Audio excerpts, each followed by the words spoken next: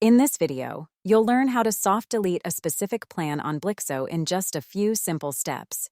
You can only delete a plan by directly deleting it from the plans list. Let's get started.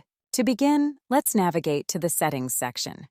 Next, click on the Plans field to access the plans list. Click on the trash icon of any plan that you want to delete. A confirmation box will appear afterward. To cancel the deletion process, click the Cancel button or simply close the box. To confirm deletion, click the OK button. Let's check it out. That plan has been deleted. Voila! You have successfully deleted a specific plan in just a few easy steps. Want to learn more tips and tricks on how to use Blixo? Please like and subscribe. Not a Blixo customer yet? Want to grow sales, manage subscriptions, improve retention, and automate accounting? Sign up for Blixo today by visiting Blixo.com.